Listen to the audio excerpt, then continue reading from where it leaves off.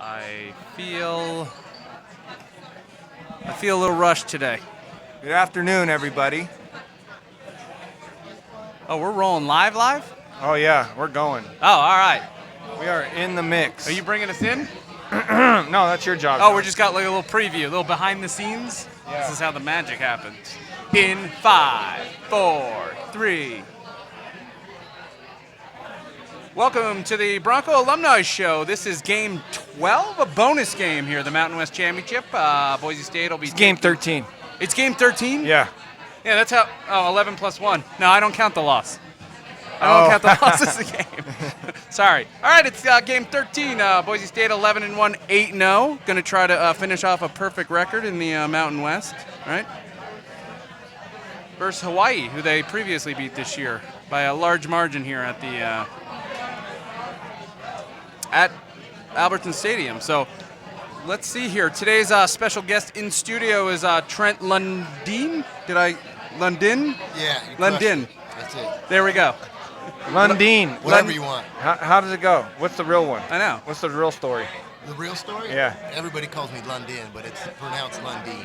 Lundin. Okay. Lundin. So I nailed it and then I messed it up. Yeah, just like usual. Just like life. And remember, you got to get right up on this mic, Trent. You're a soft-spoken guy like myself. You got to like make love to the microphone, man. Oh, okay. Wow, there Is you it go. too low? We can lift it up for you too if you need it. You're taller than most.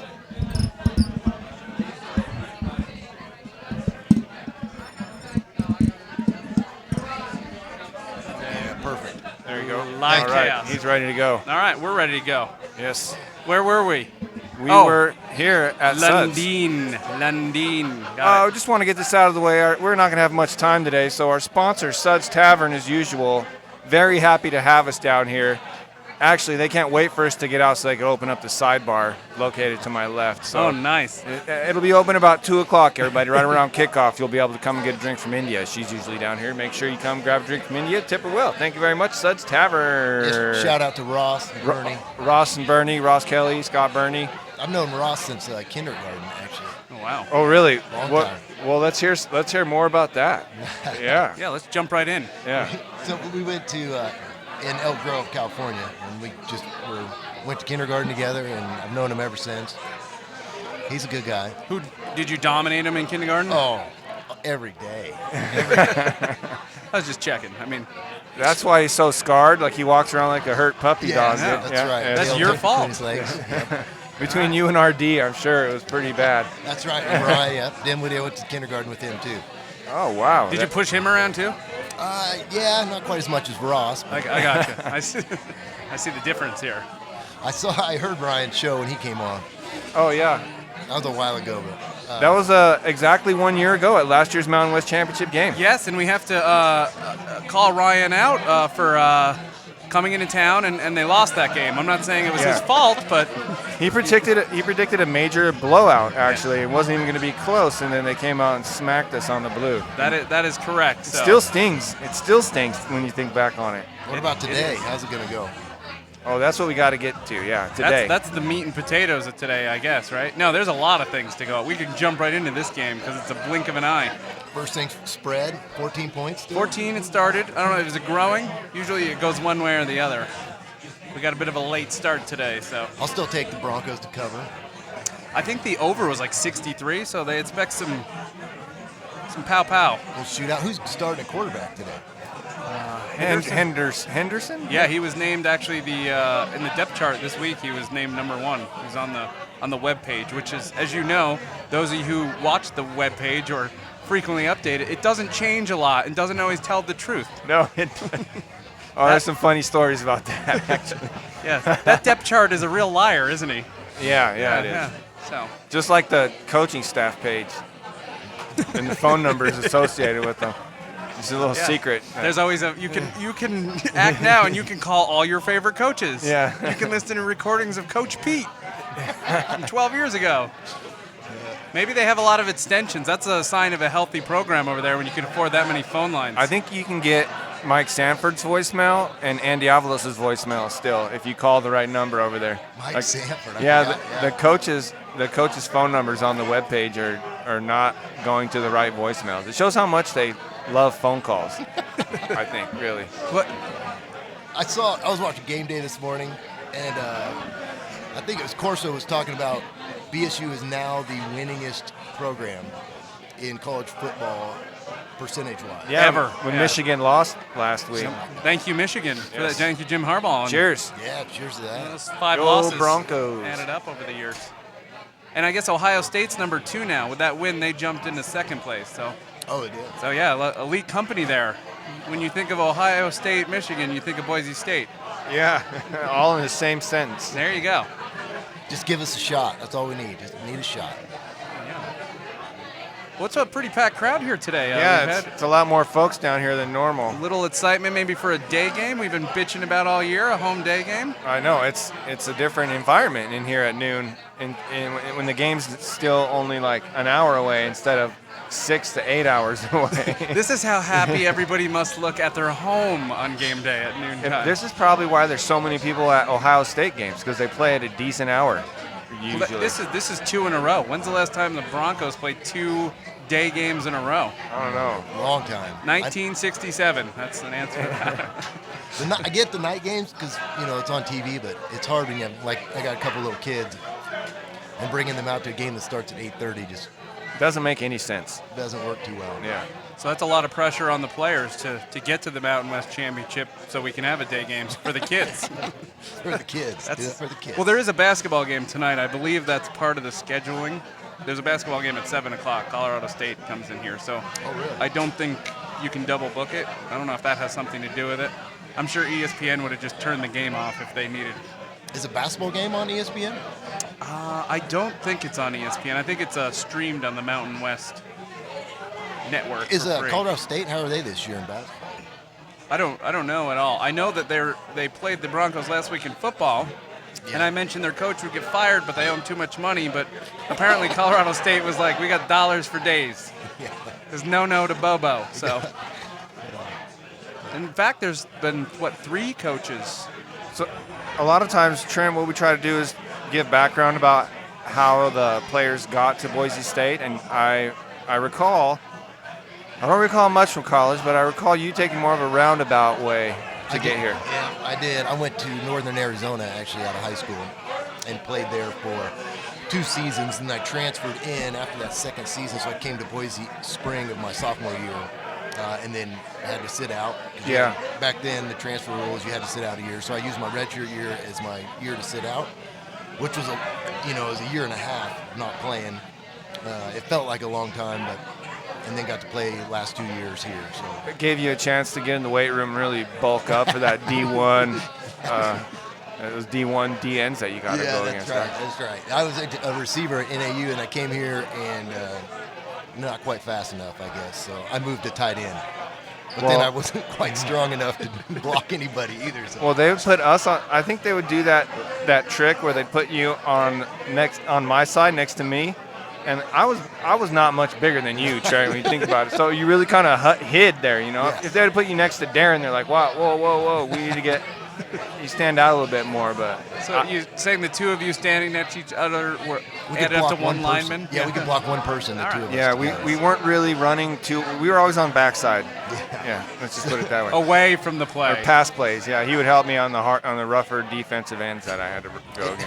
It didn't take long before the other teams figured out that if I was in the game, it was a pass. Well, you got some on run plays too. You have to, don't you? Yeah, they put me in as a decoy, and then I just try and hold on to the DN's shoelaces as he was running me over. But I went to high school actually with Brian Dinwiddie. We're both from Elk Grove, so that's kind of how I ended up here. I just knew he was here. I was talking to coaches. I came and did a trip after my last season at NAU, and that's when Coach Hawk was here. Coach Pete was the O coordinator. And then actually there's a story about how Coach Harsin actually became the coach. Do you guys know how he actually got to be a coach at Boise State? No. Inform us. So if you remember back, what year? It would have been 2000 or whatever. Notre Dame hired a coach, George O'Leary, and he was only there for about 2 weeks, and they fired him, and it was because he had lied on his transcript about I think about getting a master's in college. Oh, I do remember this. that? I remember the story. And there was this fallout all over college football, and then they went through and fleeced out all these coaches. Well, at the time, we had a new coach called Stefan DeFries, and he was from Oregon. Yeah. And he actually needed, I think it was 2 credits or a class or something like that. And so he technically had lied on his resume too. And so they went back, figured that out, and they fired him spring ball. And so he left, and that left us with no coach. And Coach Harsin was actually a GA at the time. And so he got his first head coaching gig was because of that, and they put him in as a tight end coach. And so he was tight end coach my 2 years when we were there. But Due to a firing at Notre Dame. due to a firing at Notre Dame. So, Wow. yeah, Coach Hars. He can thank George O'Leary and lying. Coach DeVries, man, he was a stud. I remember that guy. He was was a good good. coach. I mean, Coach Hars obviously has done a good job, but yes, Coach DeFries, he was O-lineman at Oregon, and he knew everything you could about O-line, and tight ends and this and that. And then Coach Hars came in, and he was just a quarterback, not just a quarterback. Just a Just a quarterback. He didn't know too much about tight ends, but he really enjoyed throwing the ball. So we'd have to get out there pre-practice, before practice started, because he wanted to do some dropbacks and sling the ball around a little bit. So Trent, I guess what you're saying is just like playing, coaching, always be ready. You never know when they're going to call your number. Yeah, that's right. Exactly. So Trent, I'm bringing up. I mean, you did have some. You had 16 catches, 244 yards, Oh, the stats are just off the charts. 13.6 per.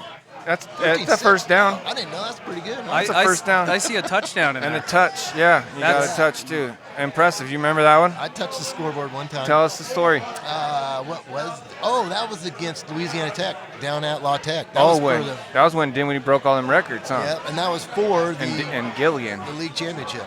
That was a game. We crushed them. I remember we ran like 118 offensive plays that game. Yeah. I think I was in all of them. It was hotter than. I think I lost 15 pounds during that game. Do you remember the final score? I do not. That's I a good know, question. Look that up. Let's It find was out. it was close. Was it a meaningful touchdown, Trent? Yeah, That's my question. It basically sealed the game for Did us. you need it? We did need it. All right. And I can't remember. I remember the play was like I just ran a seam down the center, but I think the receivers on the outside did some post corners or something, and we set it up. They were cover 2, and it was pretty wide open. I'm sure it's so long ago they probably don't even have a video of it. Oh, no. They're all pictures. They draw pictures. Historic, like, they make your head really big, like at yeah. the beach. Yeah. We've been over this so many times, but I'm going to bring it up every chance I get. My one statistic was a reception against Iowa State in 2002. In the bowl game? In the bowl game, yeah. And On national TV? on national TV, it's immortalized on YouTube forever. So as long as the lights are on. Now, was that a called play, or did you just catch a? No, it actually bounced off of D Mike. Yeah, Because we got pressure early, so RD had to get rid of the ball too quick, and David hadn't turned around yet. It bounced off his shoulder pad, and like this linebacker was there looking at it like, a steak dinner basically, and I was quicker and I snatched it before he did. How far did you go? I got -2 yards, dude. But again, let me say this for the record. I don't think they gave me forward progress. Yeah. There is video evidence of this, and they marked it exactly where it should be. You're in the stat book, right? Yeah. Oh yeah, we can bring my stats up right now. People ask me, they say, "Did you score?" And I can say yes. Yeah, look it up. How Yeah. many? I'm like, it's not important. How many is not important. Actually, Trent, I don't know if you're aware, my favorite part is on the broadcast, the announcer goes, it was caught by a lineman, and he goes, Jason Turner, and they immediately cut to commercial. I'll have to watch that. I need to get some film from those coaches. I know they got everything on film now, because I don't think my kids or my wife actually believe I was You actually one played? time. Well, you're in college football reference stats here, sportsreference.com. So, I mean, There you go. this is not made up. Gather around, kids. We'll stare at the stats. Number 81. Yeah. Was that your number at NAU too? That was, yep. What was the mascot at NAU? Was it Lumberjacks or something? Lumberjacks? Yep, the Lumberjacks. They, Just like them in Humboldt State. What other Lumberjacks? No, we have? well, our league we played Sac State, Portland State, Montana. Oh, okay. Montana State. And that, NAU, it was over 7,000 feet. So it was way up there. So Yeah. I heard it's beautiful, man. I heard is. it's like a mountain town in Arizona, which is, you wouldn't think of that. Yep, jump off spot for the Grand Canyon. It's neat, and they play in a huge. It's the largest wooden dome. It's not wooden but it's braced by huge wood beams that span. Oh, wow. the field. So it was cool. It was a great experience, but I knew I wasn't going to the league, so I just wanted to see how high of a level I could play at. Yeah, We you ended up scored being a good. touch, man. Scored a touch. I think we ended up like 12th or 15th, maybe like our senior year, I think. We had a pretty decent team. We were kind of the precursor. That was before there was any of these buildings over here at the stadium across the street. Trent, I have a question for you. Now it's commonplace for a guy to transfer, but back then, were there any? I mean, like, how did the talk go with your coach and your teammates? Were they positive, or take us to that experience? I think my teammates were pretty open to it. The coach, that was one of the worst conversations I've had because we got our butts kicked last game of the season, and I just went up and said, "Hey, I think I'm gonna go," and he just, I don't know if he was just upset because of the loss. I'm sure he wasn't that upset that I was going. It wasn't that big of a loss for him, but yeah, he said, "Sure, as long as you don't transfer in conference," and I said, "No, I'm going D1." So they signed my papers, and that was it. But yeah, you had to sit out a year. There was no way around that. There was no, even if your coach left or whatever, no matter what, if you transferred, you had to sit a year out. Well, now I think the rule is you have to what these guys will do is they'll graduate quickly and go to grad school. And I believe it used to be if they didn't have your major, so you'd have to find a major that wasn't at the school you were currently at, but was at the school you were transferring to. Gotcha. Well, now if your head coach leaves, can't you transfer? I think they're going to open it up. I mean, they're going to pay these guys, or they say they're going to pay them. So, I mean, I think it's getting a lot more. They're treating them a little bit more like you're an adult, Right. With a job. Have you guys talked about the whole pay thing on this show? Yeah, we have. We touched about it. Yeah, we're kind of.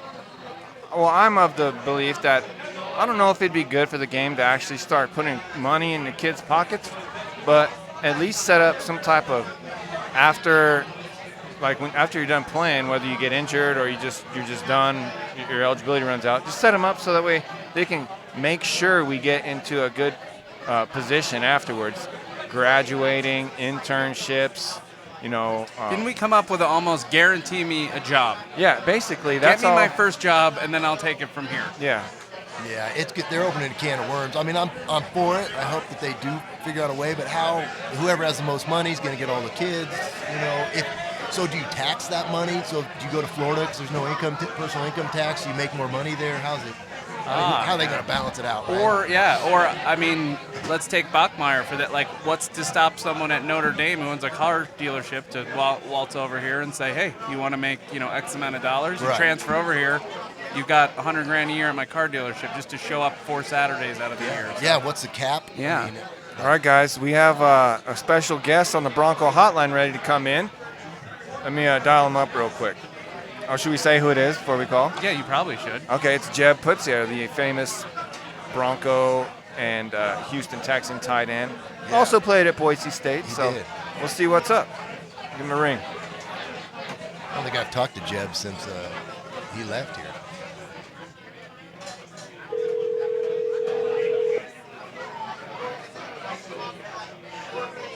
Hello. Hello, Jeb. This is Jason Turner, John Hannigan, and Trent Lundin. Welcome to the show. Oh, wow, that's quite the group there. Yeah, we're a motley crew, as they say. How you been, Jeb?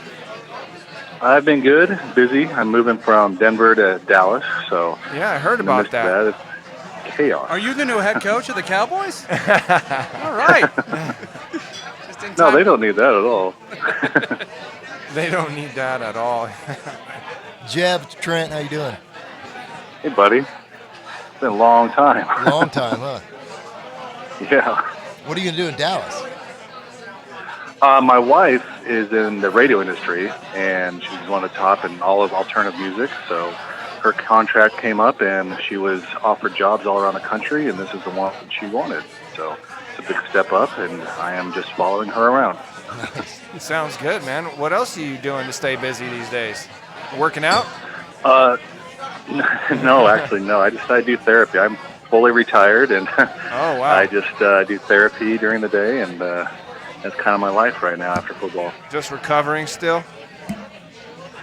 Yeah, you could say that. Trying to get healthier. You ever get back to town, Jeb? You know, I'm coming back soon. My brother just had another baby. My whole family's on Meridian, so it's been a while. I can't remember if it was, I think the Washington State game a few years ago was the last time I was back. So it's been a while, and but yeah, hopefully soon I'll be coming back to meet my new nephew. Well, congratulations to your brother's family. We hope that mom and baby are all good to go during that process. I just recently had a little one myself in July, so she's like 4.5 months now. So, man, they're awesome when they're that little. So enjoy your nephew while he's little, because man, they grow up and they turn into little pains in the you know yeah, what. I know. I got a you know what 13-year-old and 10-year-old, so trust me, I know. And, Hey, Jeb. Yeah, go ahead. We were just talking about coaches, and Coach Harsh was the tight ends coach, but that was the year after you left, right? Right. When I walked on, Hartz was obviously one of my teammates for a couple of years, I believe. And I was telling the story the other day about how he was one of my first friends on the team, actually, when I walked on. Jim Brecky took me over to a barbecue, and him also being a walk-on, and us just working out. And back then, off-season was a lot different. If I remember right, there was only 5 of us that even got 100%, and 2 of us were walk-on. Wow. And, so in having a backup quarterback, I just stayed after workouts and runs, and we would throw forever. And then when I went to the NFL, Nick Rolovich and I played together for 2 years during training camp. And he ended up being one of my first friends there. And the similarities between the two are unbelievable. Just their humor and...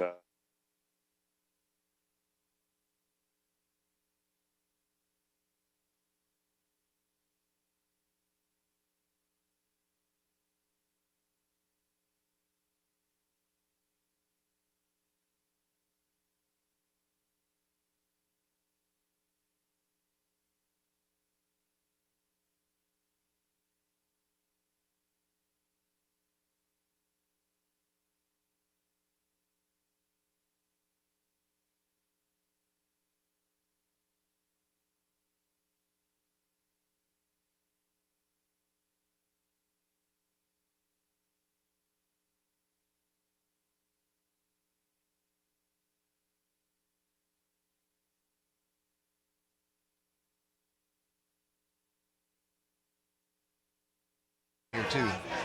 Walked on for a year when I redshirted, then got a scholarship. But so Jeb was a local kid, and for some reason I guess if it's a local kid, sometimes they just think they're going to come here.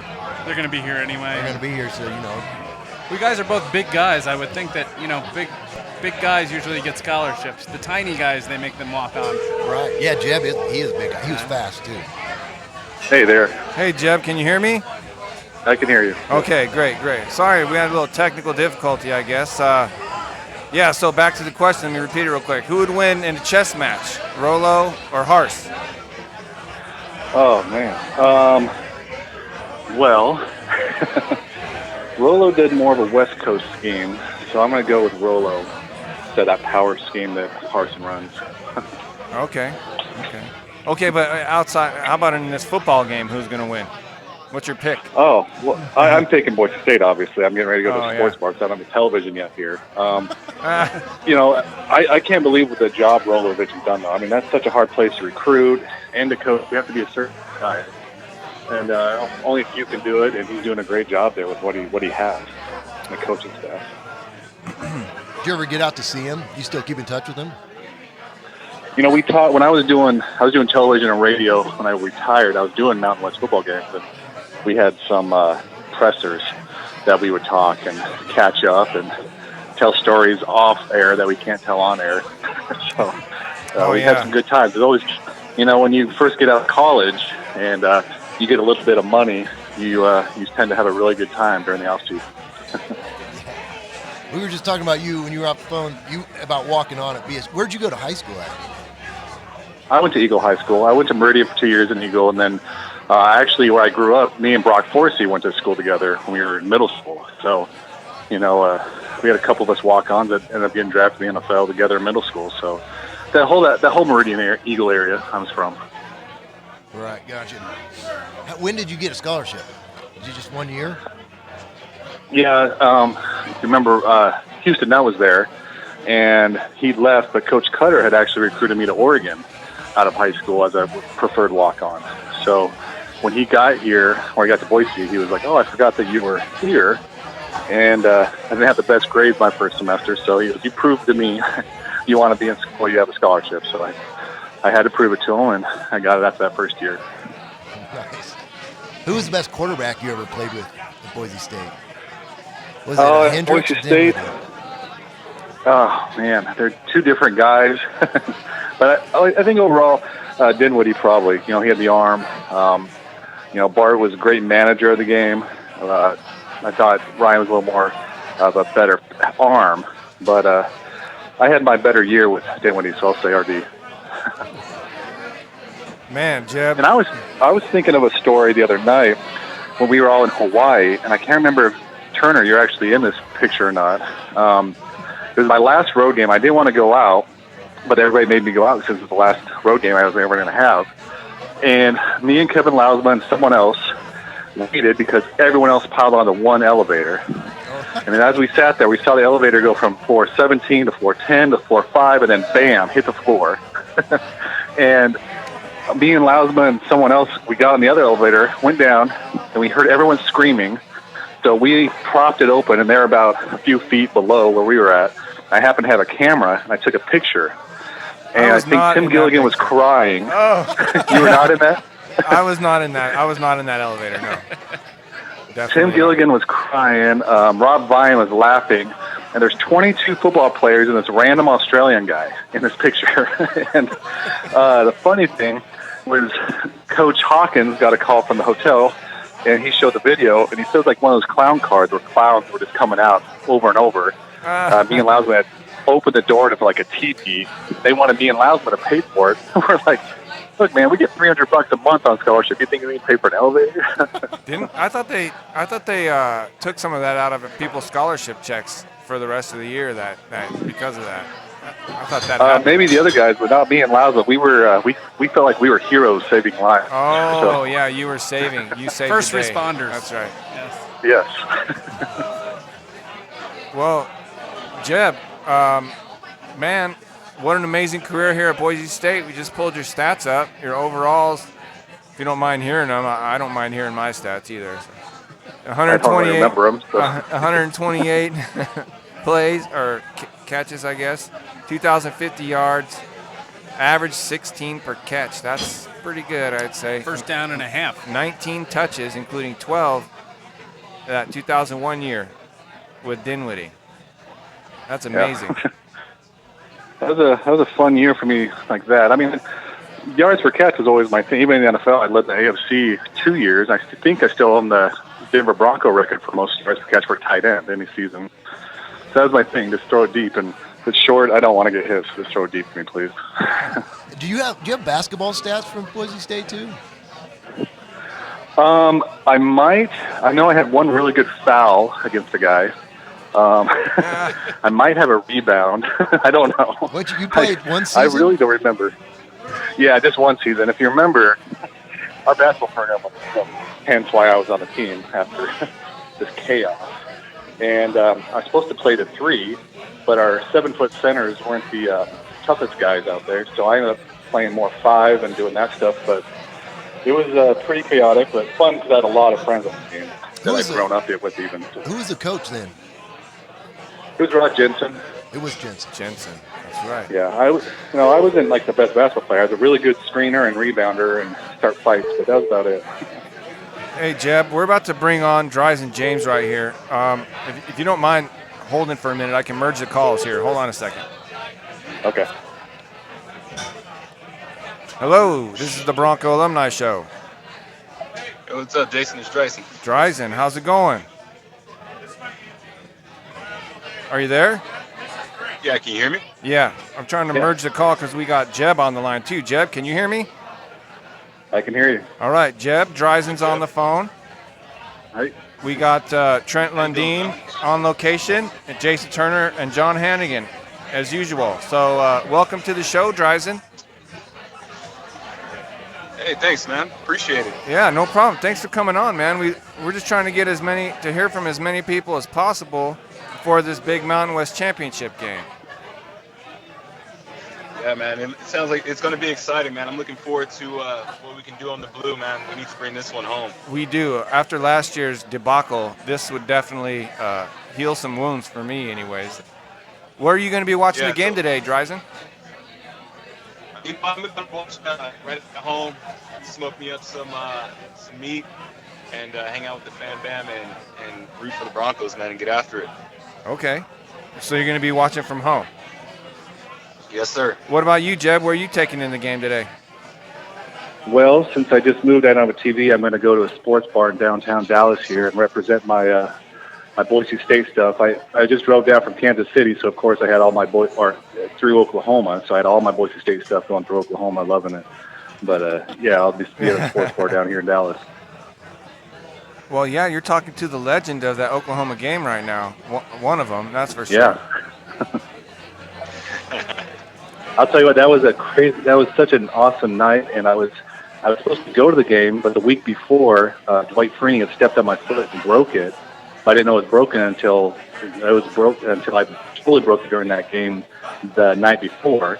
I was going to fly out the next day, and they're like, yeah, you should go see a surgeon instead of go to the Boise State game and stand on the sideline. I was like, oh, come on, man. Oh, and that's how you missed out on it? Come on, Dwight. Yeah, Dwight Freeney. Hey, that's a good excuse for missing the PSU game. You know what? I missed that second half of that game. I was on an airplane. Oh, man. Yeah, it's one of the saddest moments of my life. I was there. I was there in Mesa, Arizona, in the stadium for that game. So that was amazing. There's a lot I don't remember about that game, but I do remember Drisan catching and pitching that ball to Gerard, and the subsequent, madness that took place after that. Hey, Drisan, when you talk to people and they, you say you played at Boise State, did they ask you, did you play in that game? Because I get that question all the time, and I was too old, but did they ask you that? You know what, Trent, man, to be honest with you, they don't ask off the cuff, but they always bring up, oh, yeah, you guys are Boise State's that team that won that Fiesta Bowl against Oklahoma. And then, I sort of play it by ear from there, and the next thing you know, we go into that conversation about that game. So 9 times out of 10, man, it's always a question about that Fiesta Bowl. I mean, I get it all the time still, and I tell them, no, I'm way too damn old to play with that game. So, Drisan, you were obviously the middleman on that play, the one that kept us in the game.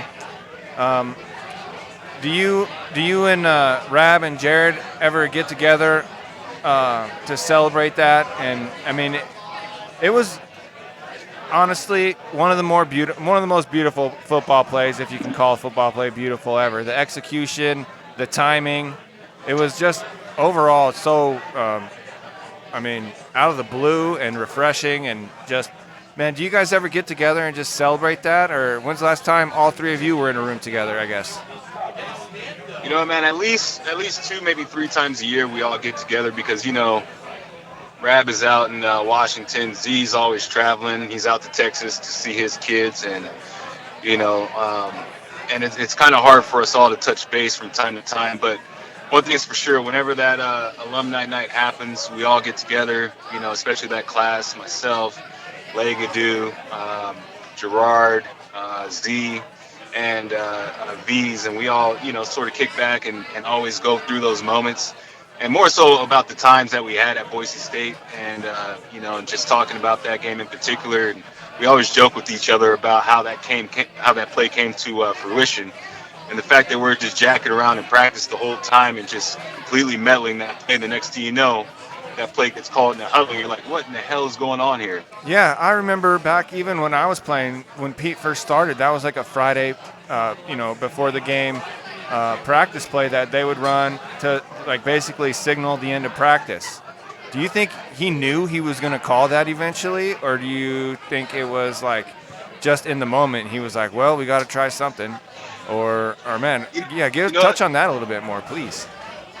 That's a good question, man, because, going back to that game in particular, I know it was roughly about 11 years ago, but it feels like it was just yesterday. Uh-huh. Once when we were in the huddle, you know, you don't necessarily pay too much attention to how much time's left, especially in that type of a crunch mode. But you do know that, you know, this is going to be the last drive. And to hear that play come into the huddle, I think we all looked at each other like, what the heck is going on? And then, you know, as soon as you look at the situation and down the distance, it is, in a sense, all we had. And so, you know, at the end of the day, as much as you jack around about the play, as much as you don't anticipate it getting called, I mean, the execution was there, the fundamentals were there, man. That's where Pete comes in to sort of, you know, make sure that we're all aligned and make sure that we're all on the same page. So it's kind of funny, man. The way I look at that play is, and I'm going to go ahead and throw this out there, Gerard Rabb was probably running about a 4.6 at that time. You had me and Legadoo are at least running around 4.4s, 4.5s, you know what I mean, with pads on. So I'm sitting there, I'm like, you know, you look back at it, you're like, why do we have the slowest receiver taking the pitch and taking it to the house? But that night, I'll tell you what, Buddy was probably running about a 4.4 down that sideline because there was no way that safety was catching him, man. But that safety did walk him down. 11 did walk him down, though. He did have a head start. He walked him down. I was like, Rab, if there was another 10 yards, man, you're not scoring, bro. There's no way. Well, yeah, he definitely. And then if you look on film, it's funny. If you look on film, you'll see Z walk down both of them. So I'm sitting there, I'm like, man, this is the wrong personnel for this. But it worked out. It worked out. That was, again, like you could tell once he got the pitch, no one was going to catch him. I mean, even if he was walking him down, he might have threw the boosters on at the last second or maybe throw the stiffy or somehow got out of it because he looked like he was determined to get in the zone. I'll never forget that play. Hey, Drisan, how many guys went to the NFL off that team? You remember? Let's see. So we had that was one of our biggest years in BSU history. I mean, now it's pretty cool to see the revolving door of how many guys get the opportunity to go to league. But you know, before our class, you know, we had DC that ended up getting drafted, and then we had Brock that ended up getting drafted, and then, you know, Jeb, you ended up getting drafted. So it was, and then Quentin had that free agent deal. So, you know, it was very sprinkled. And then all of a sudden our class, I think we ended up with one guy on defense and Gerald Alexander, who ended up going second round.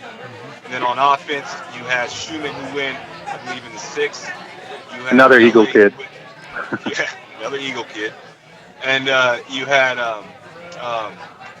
Legadoo, who went in the 5th. And then you had Corey, who got picked up in, I think, the end of the 6th round.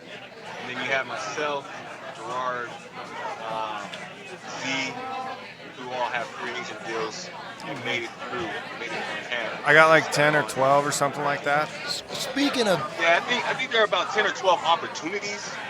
But those who stuck, whether it was on practice squad or actually making the roster, was roughly about 5 or 6.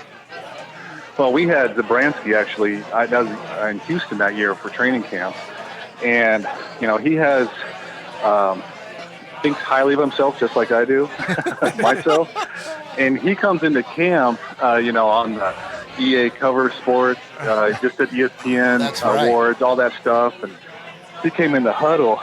He was just a big shot. And, of course, you know, me being me, I helped bring him down, like, man, who the hell throws into cover 2 a hook route? Like, what do you think? And he was off this high. Oh, man. And then we were just, you know, bringing him down to life. But he was fun. He was fun, you know, having another Boise State kid. I didn't get to play with a lot of them, but me and Clady did for a brief time in Denver as well. But that is the coolest thing. So, you know, especially as Brock and I both being walk-ons, Matt Hill was supposed to be a walk-on. That was a whole crazy story. So we had a bunch of us, and then Q getting that free agent, Quinn Michael. So we had, like, that start, and maybe you guys remember all of us just kind of being that blue-collar, we're going to fight you no matter what type of mentality, and how that kind of just kept going on as we left with guys coming in and saying, oh, okay, this is the way it's going to be. Yeah, see, the reason I don't have a lot more stats is because I had Jeb was older than me, and then Schumann came in, and he was younger than me, and both those guys played in the league. Not sure how I missed out on the NFL, but I think the league missed out on you, Trent. And I had some nights with you. I know how you missed out. Yeah. And we had some running backs too that would smash. So it's not like we were spread offense, you know, shooting from the hip all day long. We had a power running game too, which which eats up a lot of time and plays. So, Jeb, I remember with you was the 5 a.m. workouts, in the springtime. Oh, yeah. Those early ones, and always had to go against you. And we do that like judo drill where you just grab each other's shirts and try and, I don't remember what the point of it was, but I hated going against you with that. was that when they had those like ropes and they were tied with some Velcro, that and might you had to have try been to it. get away from it? Remember? You Yeah. had to try to. Oh, one guy yeah, was I do trying to remember break that the brief. cord. I remember I got in fights. I got in fights in that drill. O-line was getting it was like a sumo match. Was it Rob Vine? Let me guess. No, it was me and Nick Lamalu, like the most peaceful guy on the team, got into it. And I remember, that was intense. Those workouts were intense, man. I just Well, I'll tell you remember. about what really was horrible. The year I did play basketball too, is I still did all those workouts. Spent all day at school, then went and did all my basketball stuff, and in between all that, I'd get my workout on, and eat lunch from going from the varsity center to the pavilion for basketball. Man. I would be there from 4:30 in the morning until 10 at night a lot of times. It was crazy. Jesus. Hey, I've got a question for Drisan. Are you still there? Nope. Drisan? Yep, I'm still here. You still there? Okay, nice. cool. I got how many people do you think on that play that you woke up? Because as I recall, the game was on late at night here. I was falling asleep on the couch, and I heard the announcer scream. I think I had one eye open. So how many millions of Americans do you think you woke back up with that play?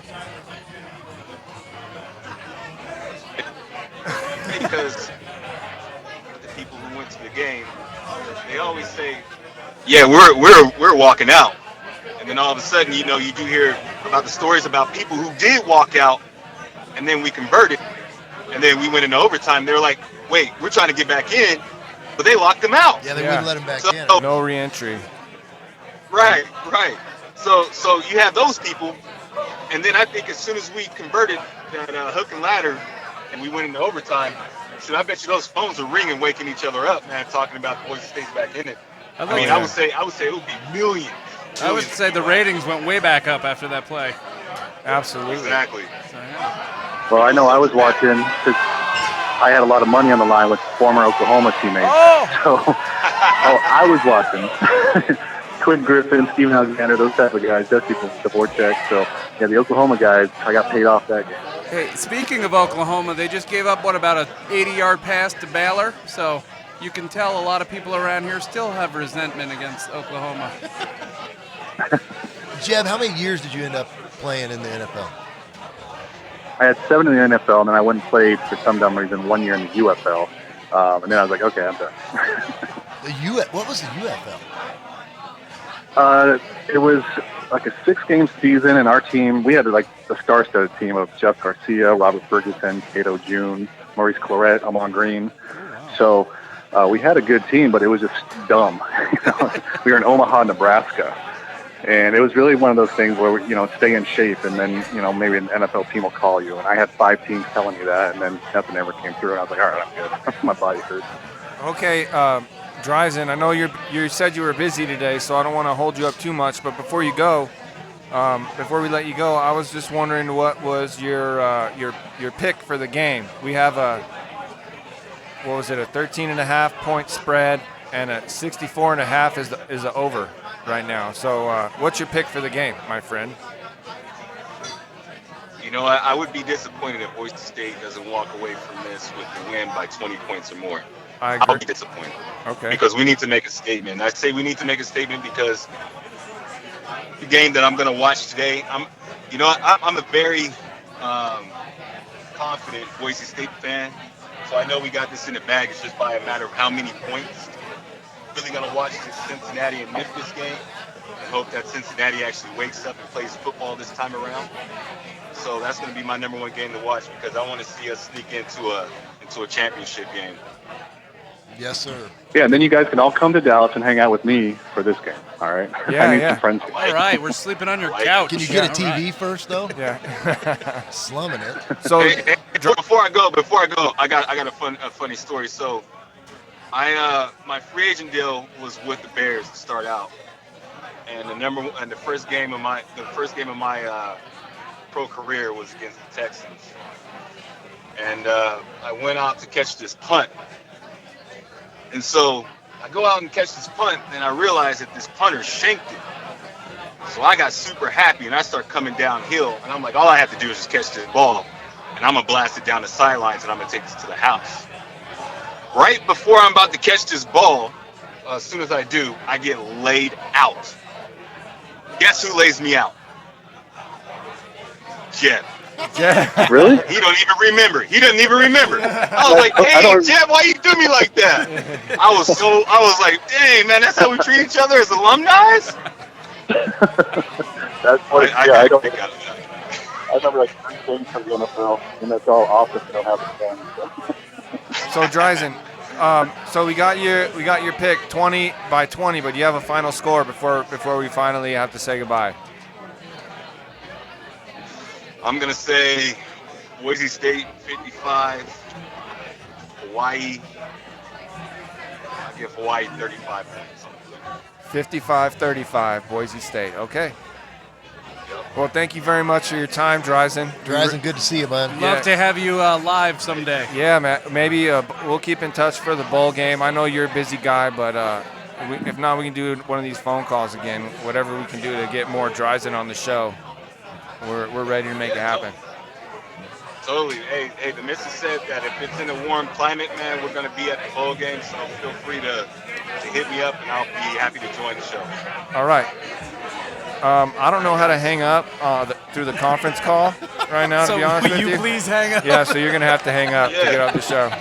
Yeah, no doubt, fellas. All right, I'll talk to you guys soon. Thanks, Drisan. Hey, enjoy the game. Have a good one. Thanks, man. You too. Ooh, Drisan James on the Bronco hotline. Wow, Broncos blowing other Broncos up, Jeb. I know, Care Jeb. to comment? You know what's funny is I remember playing against the Eagles, and Quentin Michael was trying to blow me up. He didn't, but he was trying. And then I was playing against the Raiders, and Chris Carr, I'd gone in motion, and he acted like he was playing man on me. I was like, sweet, I'll just keep moving him out, and he'll help me play. He sprints down, makes a huge play in the backfield on me, and I get running for not blocking. I was like, man, he was coming out with me. So it was always fun. I met me and Brock after a game, Horsey, hanging out. I think it was a Monday night game. So, having those type of memories is really cool, and really, I still say to everyone, like, my class is one of the classes that started everything. And I take a lot of pride in that and where Boise State is now and what they've become, because I felt like our class and right before us, started that mentality and to really get guys on the same page and get things going. So, hey, Jeb, real quick. Great honor still. Did you, getting recruited out of high school, did you have offers from anybody else? Well, I didn't start playing football until I was a junior in high school. So it was more, a lot of people knew my cousin. My cousin was an NFL player, so they knew the name. And it was more, are you going to play football, basketball, baseball? What are you doing? What about your grades? What's the plan? So I was recruited walk-on. Oregon and Washington State were the biggest, but I couldn't afford. I just didn't come from a family where I could afford to go anywhere. So I worked at Buck's Bags the summer before my first season to have money to actually go to school and pay for school. And it was the only place I could afford because I would stay at home and all that. So It worked out, though. I did not like Houston Nutt. I thought it was a joke. I thought he was a used car salesman. Had zero respect for him. Quote Brad Phillips. And it actually... Yeah. All right, who did? Yeah. So did you originate that? Because I know he said that in the papers before we played him. Yeah, Brad said that. But I'll tell you a funny story. I was down in Houston for Coach Peterson when he got the Bear Bryant Award. And Houston Nutt was at that same award ceremony, and they were sitting right next to each other.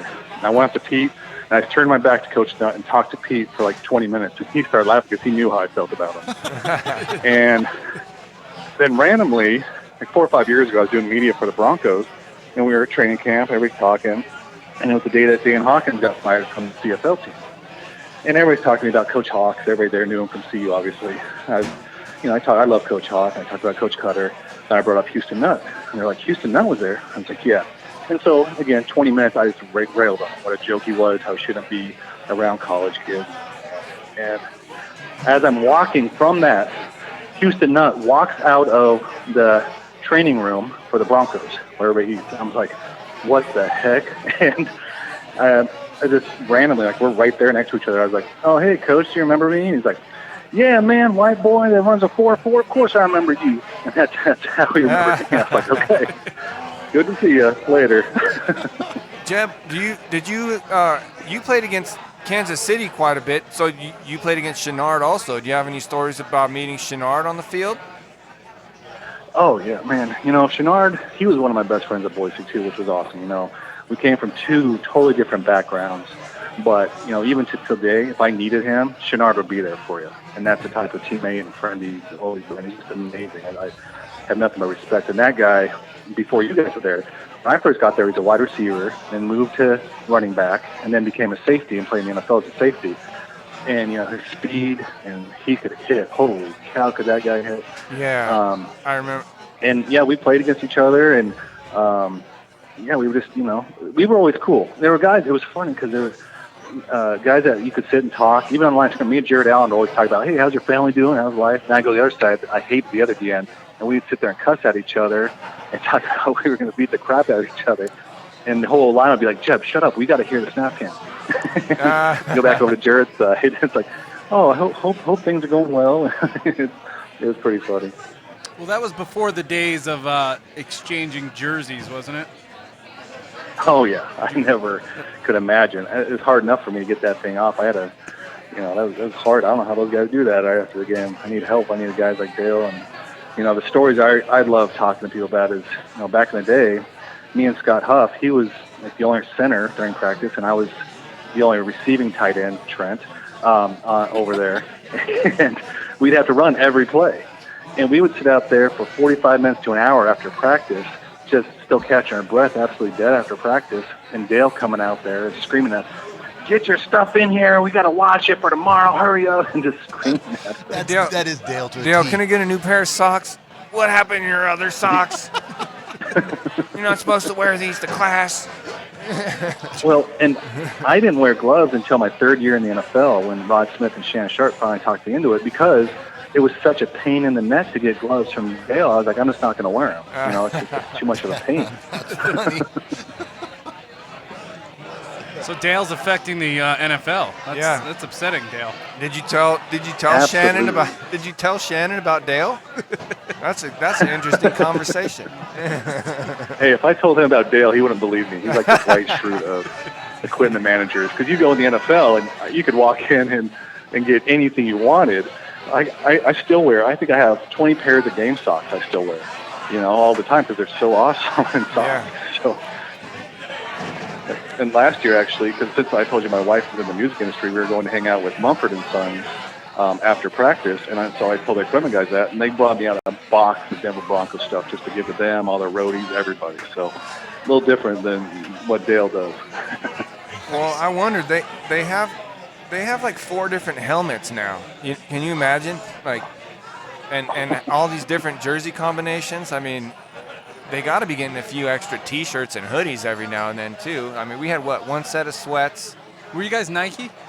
No, only for the last year. Only for our last year. All right. Yeah. Jeb, you were well, there. When Coach Cutter came, I think it kind of changed. But we were Reebok at first, and we had wet wraps from the early 80s that were Reebok pumps that weighed 30 pounds. It was unbelievable. You were there, Jeb, when there was all metal lockers in the locker room. Oh, yeah. I remember when I walked on, I didn't even get to get in the locker room. I had to go into the track locker room. There was about, a handful of us.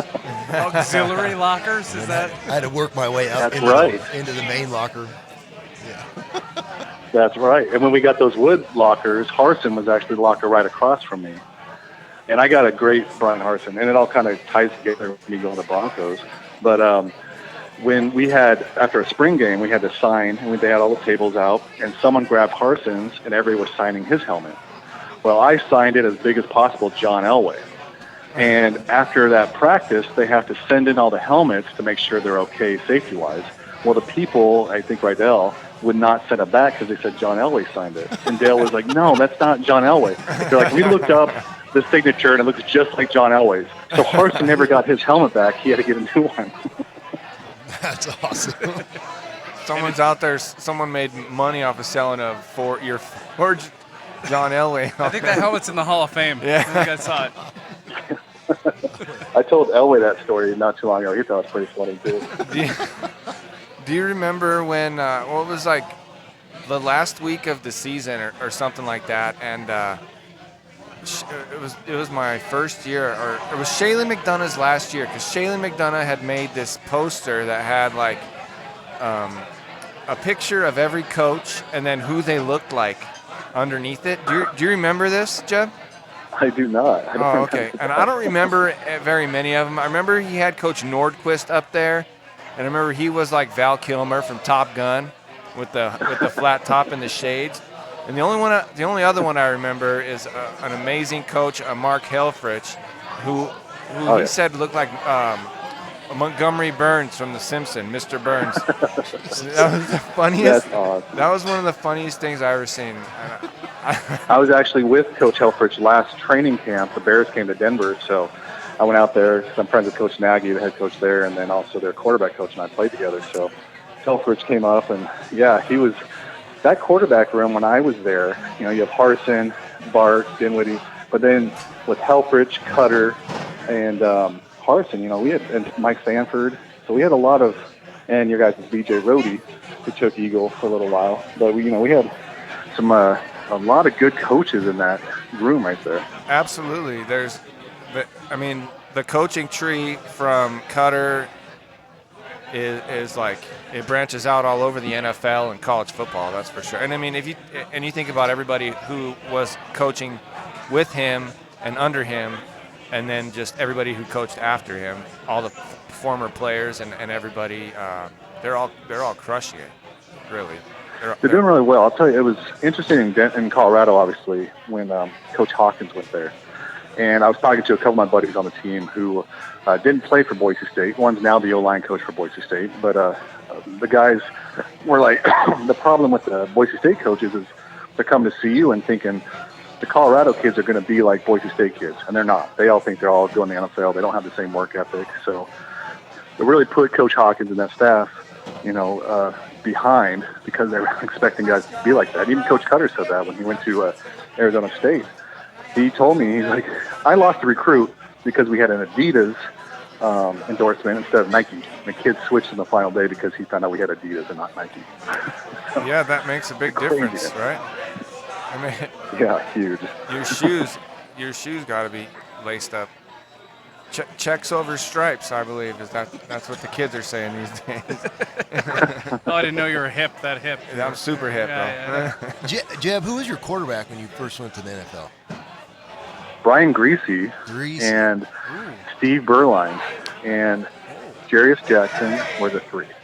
Yeah, good. Okay. And Rolovich was our fourth guy for training camp. And, yeah, so, I mean, it was a good group. Then we brought in Danny Cannell and Jake Plummer the next year. And, yeah, we were together for 3 years. We had a lot of great years together. And I always tell you, like, yeah, I guess me and Plummer are the only two ever to play with Harsin and Rolovich, since Harsin and Jake played together in high school. Ladies and gentlemen, Chuck Hayes is in the building. He just rolled in. He's too important to lock down today. He's in the zone, he looks like. I knew we should have set up that fourth mic. I think he's got warm-up attire on. I don't know if he's going to try to sneak out on the field today. Are you guys, where are you guys broadcasting from? From Suds Tavern, my friend. Oh, I've heard of that place. I might have had a few pops there. You're talking to. Isn't there a picture of you up here on the wall somewhere? Maybe. Remember when Suds used to have, I think it was $5 all you could drink or something like that on Thursdays? Yeah, that's $5 illegal now, Thursday night. Isn't that illegal now in all of the country? I think so. It was $5 all you could drink for females and $8 for dudes. Oh, $8 for dudes. I see. Which is sexism, if you You ask guys me. act like you all actually paid that cover. We knew all the bouncers. I wasn't Jeb Putzier.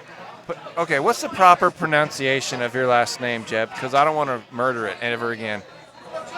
Smith. Are you still there? Putzier. Yeah. Okay. Putzier. Got it. You're breaking up, Jeb. I didn't hear any of that. Putzier? Putzier. Got it. Roger. How do you pronounce your first name? Jebediah. Jebediah. Is that really your full name, Jebediah? Yeah. Yeah, it is. And funny story about that.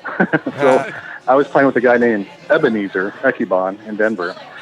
And we had a running back by the name of Quentin Griffin. He played tailback for us, and he was an OU kid. But he talked kind of like Michael Jackson, really soft, like that. And his locker was next to mine. So he always asked me questions. And since we had Ebenezer on the team, he's like, Jeb, is your real name Jebenezer?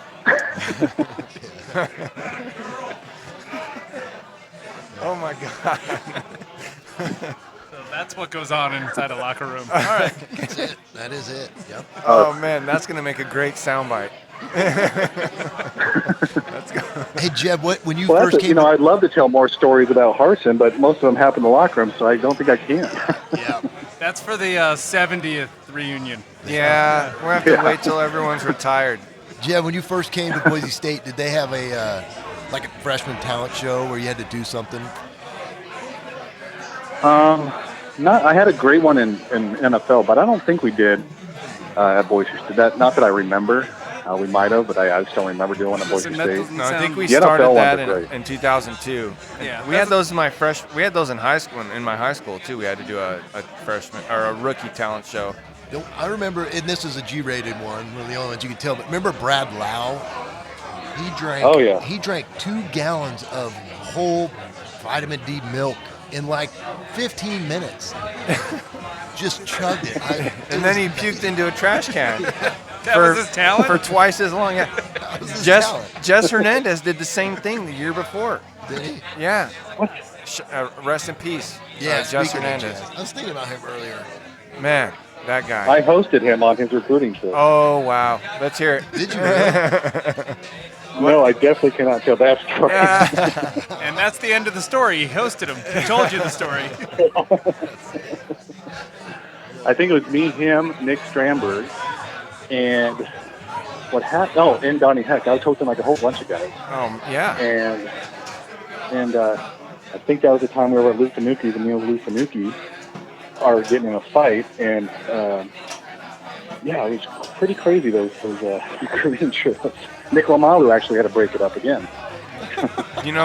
We had an idea, one of our guests brought up to us is to do a separate podcast and like blur out the faces and alter the voices, and it's a recruiting trip podcast basically. You know what I'm saying? After hours. Yeah, the late show for sure. But well, we were going to actually, me and some of my teammates were talking about doing a book. They did a book, I Hope They Serve Beer in Hell, but all the names have changed, and we would do it a football version of it, just the craziest stories on and off the field that ever happened. And like Jess Hernandez actually is a great example, because when he was in junior college, he got in a fight right before halftime. So he went in and went number 2, put it all over his gloves. In the first play, he took and smashed the guy's face with his feces all over him. He stink palmed the guy in the face in the middle of the game. Wow. Yeah. Really?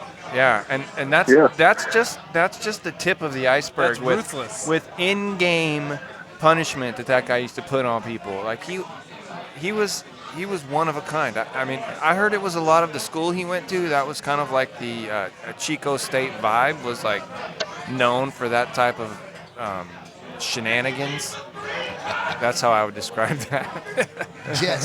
Quick Jess story. I stayed over at his apartment after we had been partying one night, and Swinson was out. Greg Swinson was out with us. Well, Greg passed out on the couch, and I stayed up, and then I ended up puking on the couch. Well, Greg was passed out, so when he woke up in the morning, I was like, Greg, you threw up all over Jess's couch. And Jess was so pissed. And he made Greg clean it up, and Greg felt terrible for I think I let it go on for 2 or 3 weeks. And then finally I was like, all right, dude, I threw up. Oh my gosh. Well, what's crazy, Trent, is you and I was over you and Dinwiddie and Julius's house September 10th. And that was the night Ed McCaffrey broke his leg. And then the next year, I'm playing with Ed. And he was making me babysit. I had to babysit all 4 of his boys at the time since I was a rookie. Him and his wife would make me go over there and babysit Max and Christian and all of them, and it was crazy. No way. I was like, man, I remember a year ago I was watching you break your leg on Monday Night Football, and the next day was September 11th. That's right, yeah. Easy Ed McCaffrey. Yeah, you spent some time over at the man cave. Oh yeah. Oh yeah. Woodbine apartment. That was So it. wait, let's I go back remember to that wait. spot. You babysat the current NFL MVP. all yards from scrimmage. Is this breaking Oh, news? yeah. Is this Okay. real life? Yeah. It was funny. I ran into Christian a couple years ago at a game, and that's how I remember. He's like, "Hey, the babysitter, what's up, man?" No way. How old was Yeah. he? Well, and Ed and I are still really close, and I'm so close with him because he was doing a lot of radio, and I was doing a lot of radio at the same time. So we were always together and hanging out still. So Just so you kids know, remembered me. Our show name is the Bronco Alumni Show. That extends to Ed too, because he was a Bronco. So if you can And a Giant. tell and a New him, York Giant. Just tell him anytime. We'd love to have him on the show. anybody. That is a good story, though. You babysat I Christian know, that's McCaffrey. insane. Well, you know what's funny is I was out playing basketball with Christian and Max, the oldest Christian stepbrother, and I dunked on them, and I started talking trash to them. And they're like, "Oh, our parents don't let us talk like that." And I went, "Well, mine do. You guys suck." That's awesome. Oh, it's dipping. I thought it was like that all day. Was he? How old was he when you did that, Jeb? Was he like junior high, grade Oh, school? geez, that would have been 2002. So they were pretty young. Good athletes, though, even when they were kids. Oh, and right away I knew Christian was going to be amazing. Like, you could just tell. Like, I was a rookie NFL player, and he was still, like, falling on me. And I'm like, oh, geez, this kid's going to be amazing. And all four of them. Max is still, I think, around the NFL, the oldest. And then the two youngest, one's a quarterback in Michigan and one's a quarterback in Nebraska. So, yeah, they've done well. Yeah, they got some good bloodlines in that family. That's a hell of a resume. NFL babysitter. You might be able to get a job with a team now, babysitting current players. Yeah, now that I'm in Dallas, you can tell these guys that are here, the babysitter, I they know. want to pay me. Jeb, you played wide receiver and tight end at Boise State, right? Yes. So I'm gonna ask you this: you get two questions. Top 5 all-time Boise State wide receivers, not named Jeb, Or Trent. You don't have to and put also top 5 tight ends, not named Jeb. Not named Jeb, this is going to be hard. Jebediah. You know, since I was born and raised in Boise, I know a lot of the old guys, and like Don Hutt and Ryan Akibi. When I was growing up, Ryan Akibi was the man at wide receiver there. Yeah, you know, it's hard I forget all the young guys. I'll say Drisan James and Legaday since I know them. Yeah. And then tight ends, you know, Schumann, I'll let him be second. Don Summers. Don Summers is another guy who was from the area and drafted by the Denver Broncos back in the early 80s. Great guy. And Dave Stachowski was an amazing athlete. Like, what he could do in that weight room was unbelievable. And so, yeah, those are probably my guys that I can think of off the top of my head. They need to throw the ball more to tight end now. It's really annoying. Your boy Robbie Snelling. Remember old Robbie Rob? Oh, yeah. Oh, dude, good story. Yeah, Robbie and Jeff. Good story. So Snell gets a shot, right? It's preseason NFL. We're all in the team room. We're watching the game. You know, it's on. And he lines up a tight end. He runs a corner route, like 20 yards out, right in the back of the end zone, right over his shoulder. It's like perfect. And we're all just watching. And it hits right in his hands, and he fucking drops it. And the whole meeting room exploded. Oh, I know. Yeah, it was such a. Snell, he was a good guy. I remember that guy. actually, I yeah. love that guy. Was that his last catch? Yeah, Or I think he. pass? I don't think he made that cut. Yeah, That was the one that. Man, it was rough. It's hard out there. Well, Jeb, you would know. You know, it was crazy. I came kind of naturally from me and Brett Rippon were talking about this about a month ago. We were talking about it, about playing in these systems and helping us. Just because when I lined up, I knew what every playing receiver and tight end, and it was the same system, same verbiage, everything. So when they said smash, I knew what everyone was doing. Whereas someone like a Drew Lock who's coming in right now, or Paxton Lynch, or Johnny Manziel, Tim Tebow, they come in and they have no clue because they run these middle school offenses at their schools, and it's really hard for them. So guys that go to programs like Boise State or Washington, they get to really learn and help them progress into the NFL, and that's what's helped Brett. That's what helped me as I still developed into a tight end. It took me a couple years really to get on the field much, but what helped me was just my mindset. I understood what everybody was doing. Coaches could just trust me to go do what I needed to do. So it's pretty cool that, Carson's keeping that up and helping you guys.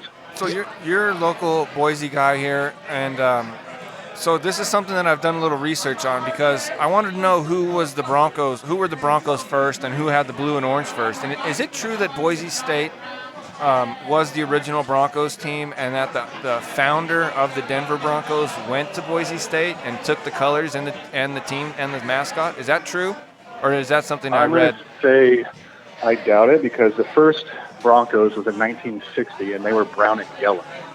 Oh, okay. They are horrendous uniforms. They look like Wyoming. Wyoming. It was Wyoming colors. This is Denver. But yeah, 1960. Yeah, at Denver.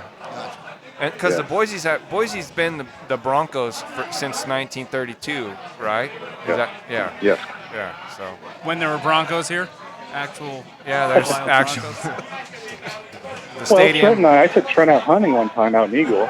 I think I almost blew your head off on that. If That you sounds remember about that. right. Yeah. Does it? Nope, that's Trent's hair. I remember going hunting with Brock a few times, and Scott Huff and those guys too, and everybody be a little haggard from the night before.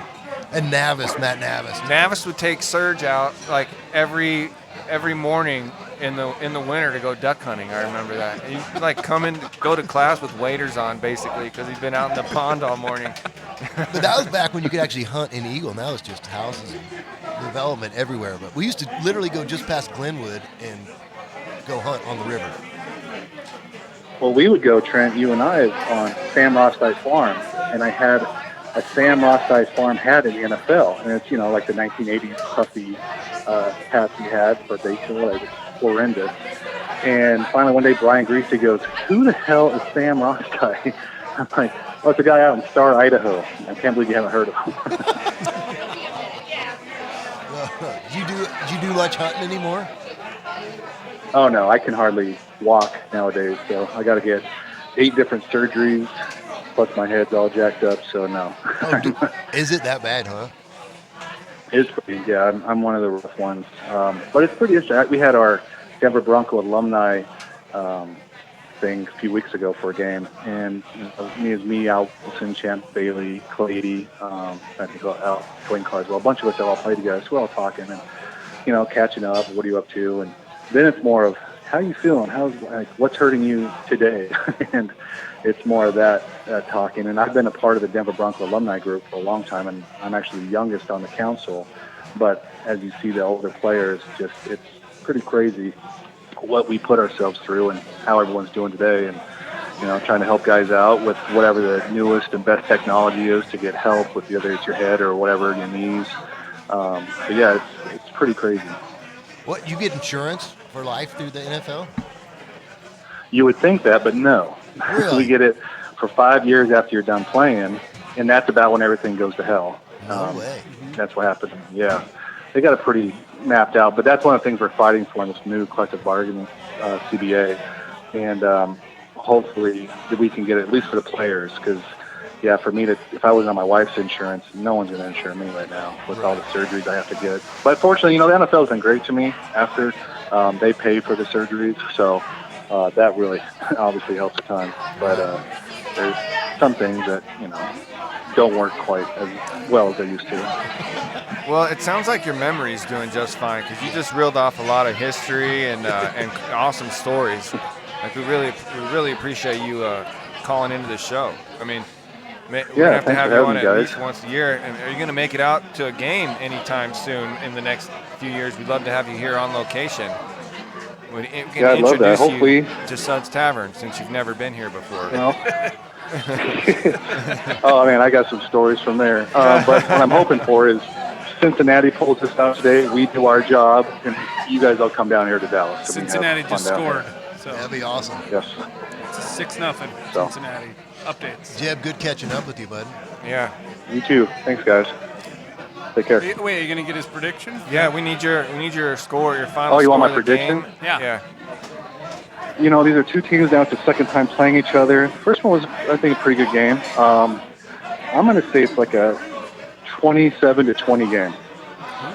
You know, I think it's going to be closer than people think, and it was a big one for Hawaii, and it's a championship game, second time playing each other. It's going to be closer than people think.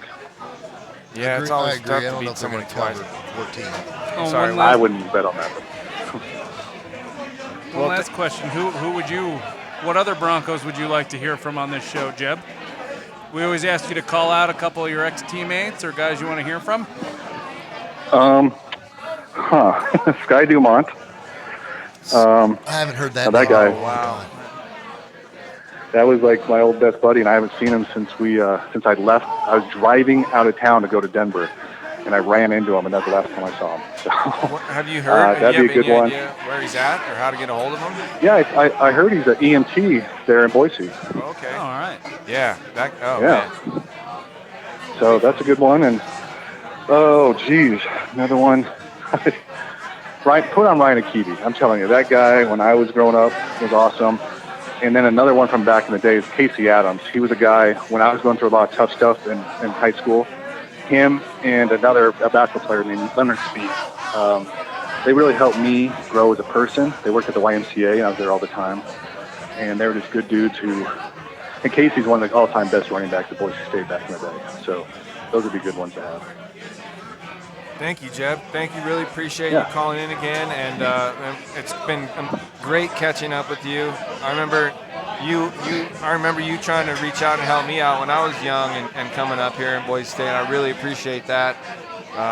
You basically paved the way for Trent to come here as a receiving tight end, and he appreciates that very much, I'm sure. And man, thank you for your time, and hopefully we'll see you in Dallas, man. Yeah, you could fly definitely. us out on your private jet. It's gonna be awesome. It's gonna be awesome. All right, see you there. Yeah, I'll get right on there. All right, take care. Thank you. Bye. Bye. Bye. That was fun. Yeah, that was great. I mean, I was really stressed out about that earlier. A lot of insight there. Worked out well. Yeah, Jeb's a good guy. It's true what Jason said. He did kind of pave the way for that receiving tight end, playing in the slot, playing in the backfield. And he definitely kind of revolutionized for Boise State that position. I mean, he's a 6'4", right? Man, he was big and fast. 6'4", 240, something like that. Yeah. Running a 4'4", 4'5". That guy's gonna go somewhere. Like they were asking, are you gonna play baseball, basketball? I did actually find one of his stats. He played in a game on January 29th, 2000 against Nevada. He played 1 minute. That's the stat. For Is it basketball. just minutes? 1 minute. Just, he had other things going on, man. He had a big foul that game. Yeah. I didn't want to bring that one up. It's here. So tell us about the minute. What was it like? I didn't remember ever getting a game. I just knew he practiced with those guys. So. I even Googled him and basketball, and Google ignored me. They just came up with you want to know his football stat? No, I want to know. When I Googled him first, the first thing that auto popped up was net worth. So it said Jeb Putzier net worth. So I'm like, He signed a one or two, for sure one, maybe two. Yeah, Good contract. 2006, it looks like he had a good one. How crazy is that he used to babysit Christian McCaffrey? that's nuts, man. I mean, that's like a legend story. By the way, I not only played, but I babysat the, MVP runner-up this year. He's a good guy. He literally worked his butt off, and he didn't come from anything, and he's just a product of his hard work. So The walk-on that made it to the NFL and had a long, prosperous career. Yeah, walked on, drafted, and that second contract is always that's right. a lot of people get to the NFL. Not a lot of people get the second contract. Right. So thanks again, Jeb. We really do appreciate it. Is Jannard calling in or not? He told me he's actually working. He's on shift today, so he's What's he doing? Because I think he was coaching, and his kid was playing at my high school alma mater, which is Dinwiddie's alma mater, Yeah. Elk Grove. Yeah, I know. I think his son went on to play at a D2 school. He ended up playing. He either is finished up, or he may be still playing. I don't know. We're hoping to talk to him, but he says he's on duty, so he's going to try to call in the next 10 minutes before we got to wrap this up. What's the attendance today? Did they sell out? Does anybody know? Did it sell out? I don't think it was a sellout. I think there's a lot of factors here. It was supposed to rain. Right. It's a Hawaii team that's been here before. Yeah, they don't. I know they're not going to bring a bunch of fans. I don't. Well, yeah, I got to see him in a few weeks. And also, we've gone over. It's not a. I'll bring you up. It's not a definite. If this was a win and you're in the Cotton Bowl situation, I think you see the stadium a lot more packed. Yeah, I heard a lot of 26. things up in the air. Or something. I think I heard 26 or 27 from somebody. So. Yeah, almost. The bar is a little less crowded than. Well, they cleared out for the game. Try, bro. All right. I know. Thanks. We're almost done here. Can I talk about? No, not right now, dude. Can you go step back over here? Thanks. Oh, you got a little. Yeah, apparently that guy was either named Matt Draper or he was trying to pretend to be Matt Draper that used to play here. I don't know. But he was like, I used to play here, cornerback. And I was like, okay, let me look your stats up real quick. and then he came clean. Man, we really need that velvet rope, dude. Jesus. Yeah. Wow. Security. Things are growing here.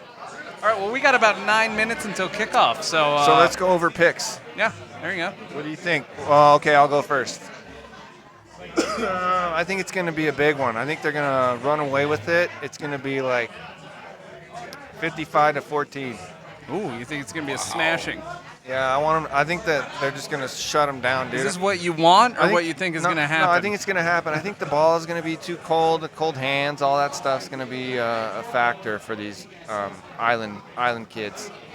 Also, the weather is going to play part of it. Yeah, A slick ball. It's cold and gray. I mean, it rained last night. Turf's probably dried out pretty good by now, but What's Hawaii's record? They've lost 2 games? 3 They games? are 9-4, 5-3 in the Mountain West. So who did they lose to? Do you know?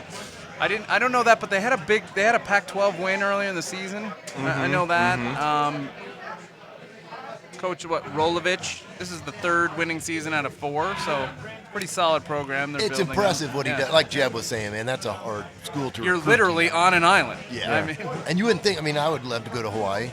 yeah. But Everybody loves to go to Hawaii to sit there and do nothing. They don't want to play football. No. And then the travel, too, man. You notice there's no hatred, though, towards Hawaii here. I know, because everybody's like, well, the vacation was awesome down there. How can I hate your team? I remember those were my favorite games to go to, really. I remember the day. We'd stay a day after. It'd be like the last game of the season. Oh, yeah. We'd stay the whole Sunday. We'd have to just kind of roam the island and do whatever we wanted. And Laying on the beach. Stay up all night long. yeah, it was nuts, man. Those were good memories. Good memories. I do remember that elevator story Jeb was talking about. Yeah, I remember it, He got but I stuck. did not. I was not a part of that. And It was like 4 times the max capacity in that elevator, like 2,000 pounds. And there was Were they like trying to 8,000 break the elevator? Was that the plan, or was No, it just they all- ignorance? Yeah, Wasn't just it- ignorance. wasn't They all it- just stuffed in there. There was all these huge guys, and you couldn't even move, and they were just jammed in there. Well, you could fit a whole tennis team in an elevator. That's a bunch of 110-pound guys, but a football team, no, it's not. They how many tried. were in there? How many do you remember were in there? Like 12 or? I would say at least a dozen. I think there was more, to be honest with you. Ooh, that's a show for next season, the elevator show. Elevator Some reunion? people have The already- elevator reunion? Yeah, we'll put them in a little box and cram them in. Put one mic in there for them. Well, you had Tim Gilligan on. Did he talk about that at all or not? No, we No, didn't. he did not. Have you had Rob Vine on? We had Rob Yeah, on the we phone did. earlier. We Yep. had We Rob. on Rob was here for the bowl game last year, which lasted 7 minutes. 7-minute bowl game. Yeah, he was. That's when we were filming in the other side of the bar. We weren't filming. We were only doing audio at that and it was point. the only canceled bowl game I've ever seen. They're like, we're done. It's Thunder Lightning. I'm like, forgot. so how long's the delay? They're like, they're on the plane. They're already going Forgot home. about that. I was like, really, nobody cares about this bowl game. Not even the people putting it on. Nope. I don't even remember what the name of the bowl game was at this point. First Responders Bowl. Oh, there it was. There it It's a goes. hurricane bowl. Oh, that's because of the loss, right? The winner goes to the Vegas Bowl, the Mountain West champion. That's why Yeah. famously we lost the. And also, I'd like to call out Coach Harsin. You're not undefeated in the Mountain West until you win the Mountain West championship game. So, Good point. I mean, all for Yeah. naught if they don't win today. What do they got to do So Cincinnati's got to win Yeah. and win big. But No, barely. because otherwise they're going to jump Yeah, us. you need like a 21-20 victory. We need to blow out. Yeah, you need Cincinnati 21, Memphis 20, and then Boise State Blow 'em out. 75 to 25. Okay, so there they are. There's ready. Weaver getting them ready right now. Ooh, he's fired up. Would you say Weaver's Fired. last game on the blue? Yes. How many sacks is he going to have today? I'm going with 3. 3? Yeah, Okay. I'm They're A lot going of to throw pass the ball, plays. and he's going to be all over them. That And guy is he's Trent, good. what's your pick, Trent? All right, so obviously I'm Boise State. I didn't think they're going to cover, but Oh, hell. I'm going to give it to them. They're going to cover it. I'm going to go 28 to Mr. Swilly. I'm going to go 28 to 14, and they cover Ooh, barely. Low I like it. I like the low score. I Low mean, score. it's wet, it's cold. We're going to run the ball. We got to establish Yeah. the run. Slow it down a little. That- I believe this team's a better running team anyway. Yeah, and with I guess it's not our third string anymore. He's the starter, but I don't think they're going to run and gun as much as Let him we've manage seen. the game a little Yeah. bit today. So Agreed. I don't remember. I know there's a lot of talk about Halani breaking 1,000 yards. Did he do it? 912, yes. So they're if going he, to get him 1,000. they'll Yeah. get him 1,000 in this game, but that's not regular season. So I don't know if that's No, it's still your- counts. Still counts. I No, think. this is still a season. This is a game. It's still a Your regular stats are your season game. stats. Okay. So that's Hey, what, 8 years? If we didn't count postseason stats and bowl games, you wouldn't have a catch, man. So come on. Well, good point. that's what I'm saying. Yeah. I'm not the. Did we look? We looked this up. Like I have like the most receptions by a Bronco offensive lineman in the postseason. Yeah, I have Yes. most postseason receptions yes, for a that's your Bronco record. lineman. Yeah, There I is do a- have. There is another lineman with one or two catches for 5 yards who's dwarfing your negative 2 yards. He's 7 yards in front of you. John, what's your pick? I like your pick, Trent. It was. I think it's a low-scoring game, but it's also a game that's really never in doubt. So you said 28-14. I'll throw a field goal in there and go 31-14. But I think it's going to be a game where they try to control start to finish and slow it down. Okay, everybody, you heard it here first. We are the Bronco Alumni Show. Thank you, Trent Lundin, for being here. Yeah, thanks for having me. Yeah. It's been great catching up with you. Thank you. We got one more Drisan. show, right? Yeah, one more bowl game show. Oh, thank everybody first. Thank you, Drisan James. Thank you, Jeb Putzier. We had a great time talking to you guys, and that's what this show's all about. It's alumni catching up and making those connections. And I love also how you put people together that didn't necessarily play together, but they had a lot of similar teammates. You know, they missed each other on the team. yeah, I mean, A lot of similar stories. thank there. you. Thank you. I'm gonna pat myself on the back for that too. I'm totally gonna say I did that on purpose. You got to do a spring game show when everybody's back. We did one last did year, last Trent. year. Except for that show we did it at around midnight, Yeah. and that show we just called it a practice show. Yeah. All right, Okay, that's- we just. yeah. Thank you, Jared Zabransky. You're welcome on the show anytime. Yeah. We'd love to have you during the day. Z, that's who I'm calling. Oh, who are you gonna call out to be on the show? Yeah, you gotta. Yeah, before we cut it, we gotta find out who you want to hear. Oh, I want to hear Greg Swinson, Travis Berger. Those guys. There's Yeah. some stories. Those guys. There's Okay. some stories there. And Avalos, I'd like to see Avalos come back. Do a Avalos? show. You know, Yeah, I he's a don't little know. busy Welcome. during this Yeah, time. We he can always is. call we can get him to say 3 words on the show. We can always call his voice. Hi, I'm Andy Avalos. Thanks. Boise State Go Broncos. At the end it says Go Broncos. Kevin Lausma. Kevin, I would love to have Kevin Lausma on here, but I dare. I'm not going to say there's a 100% chance Kevin is not going to ever come on this show. But that's a challenge to him. Prove me wrong, Kevin. I dare you. Derek You never Schumann. know. I don't know. I could go on and on. I'd love to Schumann, see yeah, we've been working on. I've been knocking on everybody's door. We're trying to get Z. We got to get out of here, everybody. Yeah, Boise State's coming out of the tunnel, which means Yeah. we're going into it. Yep. Thank you very much for listening. Go Broncos. Go Broncos. Broncos.